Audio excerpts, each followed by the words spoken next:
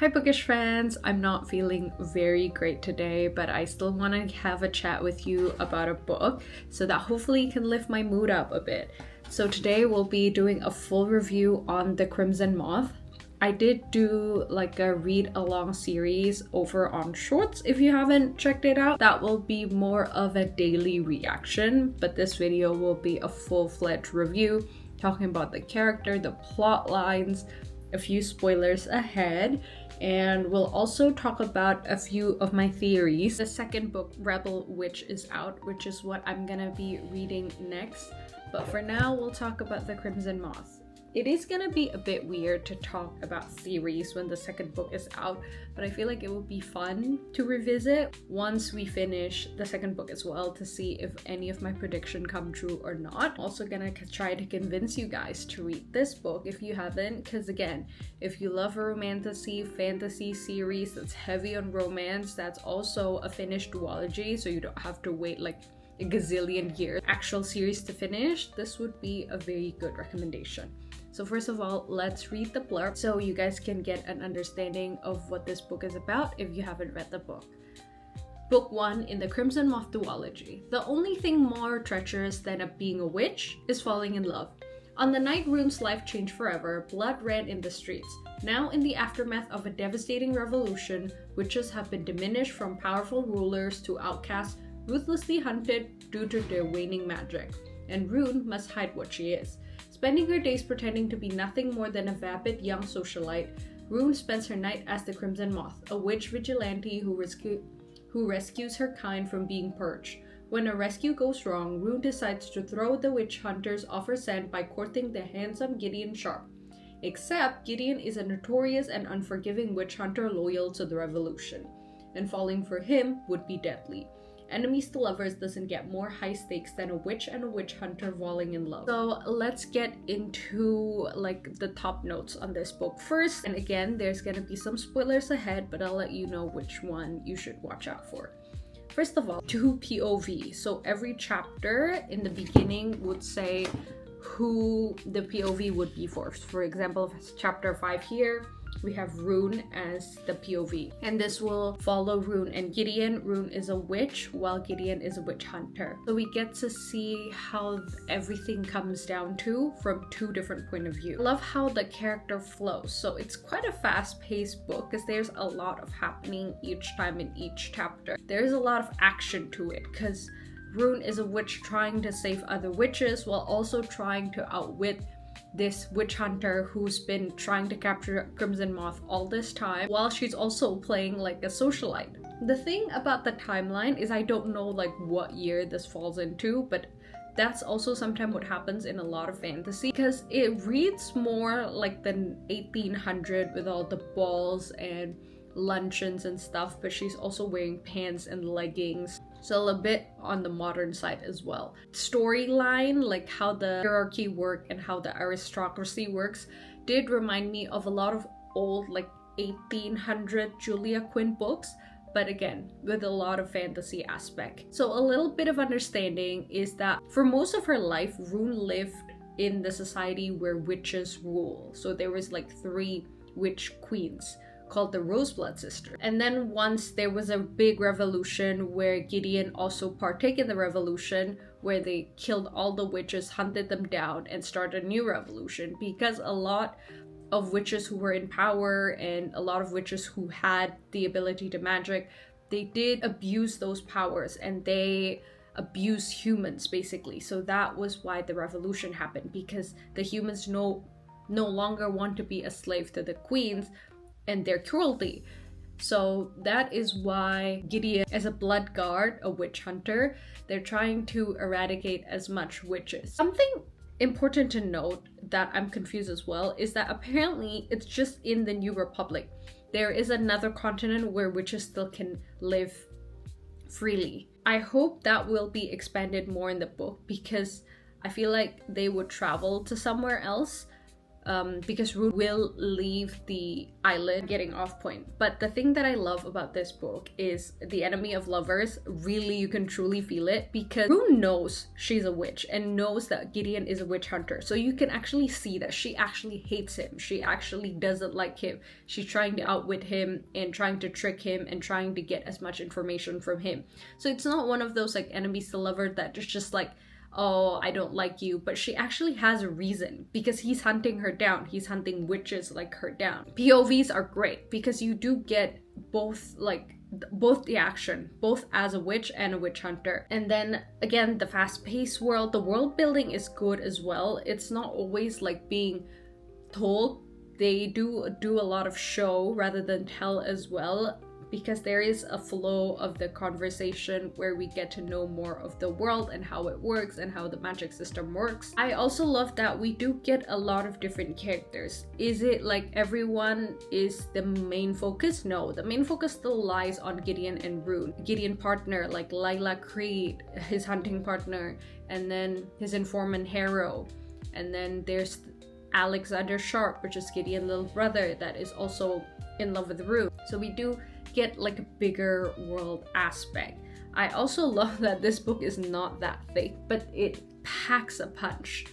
We follow like some mystery about why some things are happening. I don't want to spoiler you guys too much on that because that's detriment to the plotline. It's good pacing, the way that each chapter are laid out and we can see them courting. If you guys like Bridgerton type of courting but with a lot of like magic and fantasy, this is the one for you. I also like that we do get flashbacks in the sense of not full flashback but also being like from conversation, so you know you get to be more emotionally invested in them.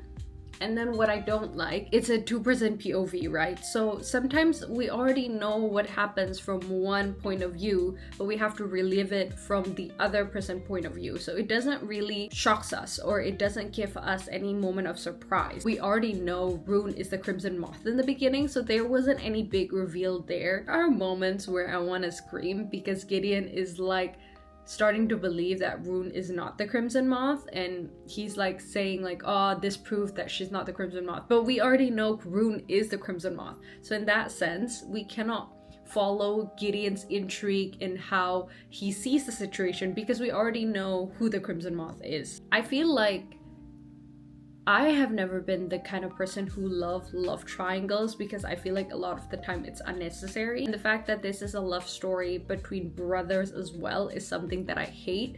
If you guys know from my previous review on The Alchemy of Secrets, how I talk about love triangle and how I hate love triangle with brothers. Did we not learn from Vampire Diaries with Damon and Stefan? Did we not learn from The Summer I Turned Pretty with Conrad and Jeremiah? Like, please. I feel like I don't know where the second book is going because yes, this did leave on a cliffhanger, but not that bad of cliffhanger. Like, I still don't know where the second book will go. There is a big reveal about who has been doing like killing the guard, because we know while we read the book that it's not Rune, because Rune's not doing this, but there are witches who are killing guards and leaving their bodies in the street. It is a wonderful surprise, like a wonderful reveal, because this is a reread for me. Yes, there is like little bits of hint throughout the book on who it could be,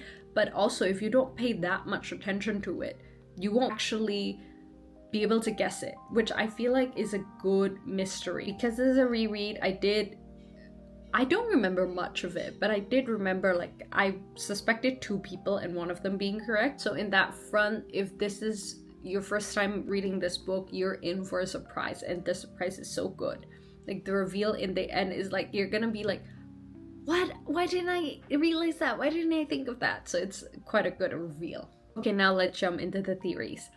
One is I feel like Rune and the villain in this book, who was someone from Gideon's past, they will part ways, and not in a good note. Rune will ended up realizing that the villain is not a good person and is not doing things in the best interest of witches. Rune and Gideon will somehow work together, even though reluctantly, even though they don't want to work with each other, but they do have like a bigger enemy, a bigger fish to fry basically. So they need to work together to take this person down. And I feel like it would reset the enemies to lover again, even though we both know they're already in love with each other at the end of this book. Number 2, that most of the storyline will take place somewhere else. It won't be in the New Republic anymore, because the ending would already tell you that it can't take place in the New Republic anymore. So we'll get a bigger world. Maybe we'll cross the continent. I don't remember if there's a map here. Yes, there is a map here. So this is, I don't know how to show you. This is the map. It's quite nice, and I'll try to insert the map if I could. But yeah, it will make it a bigger world, and we'll definitely get to know a lot more characters. Yes, some of the characters here will probably be in the second book as well, but I feel like it's gonna be a bigger world. It's gonna take place somewhere else, and there is gonna be a lot of new characters. The second book is also a thicker book. So this is the second book, this is the first book. So I feel like it's gonna have a lot of action, and I feel like at some point they're gonna be injured. Like either Rune or Gideon will be seriously injured, because that's gonna be a good plot line anyway. So I don't really have that much theory for this book, just because I feel like it was ended in such a, it was a cliffhanger, but it was a cliffhanger to leave a lot of room to move around. So there is not really any indication of what the second book will be, which is a very good thing. But maybe next we'll read the blurb for this one. So hopefully this will be the second sign for you to read this book, and we can have a discussion together. So this is the book 2 in the Crimson Moth duology, the heart-rendering conclusion to the New York Times bestselling Crimson Moth duology. Rune Winters is on the run from the Republic who condemned her and the boy who betrayed her. Her only ally is the unlikeliest one, Cressida Roseblood, the deposed queen intent on taking back what she thinks is hers, the crown, the country, and Gideon Sharp. Gideon will not allow the terrors of his past to rise again, even if this means hunting down the witch who holds the key to Cressida's return, and Gideon's heart. And he will stop at nothing to find her. Rune Winters will meet her end, even if it ends him too. That is gonna be it, I think, for this review for now, and we'll definitely do a review and another read along on the Rebel Witch. Rebel Witch is the book that I've never actually read before, so it'll be a real-time reaction because I know nothing about that book. So stay tuned for that. That is it, you guys, for the review. Yes, this will be a shorter review, but I'll definitely do like a whole longer conclusion. I will be able to spoil more technically when I finish the second book, so expect a review on that very soon. Again, because this is a reread, I feel like my reaction is not that major because I already read it before, even though I don't remember a lot of it. But I did remember that this is a book that I liked, that's why I wanted to reread it again in order to read the second book. If you guys have any thoughts, any discussion you want to have with me, want to comment on what you think will happen next and what you thought of the book, please let's interact down below. And let's connect in all other socials. My handle is always Get Lost with M. Also, if you want to listen to some of my other review, I only have The Alchemy of Secrets out for now. That is a full-on review with a lot of theories. That's why it's a longer video. It is also Stephanie Garber, so there's a lot of things that could happen. There's a lot of unanswered questions, and I have a lot of thoughts on that. So go ahead and watch that, or if you want to have more of a bookish discussion, I did a video on why I only read 26 books. Technically, this is my 27th book this year, so not a lot of books, but you can hear more of my thoughts here. And yeah, I'll see you guys next time, and I hope you guys have a good rest of your day. Bye.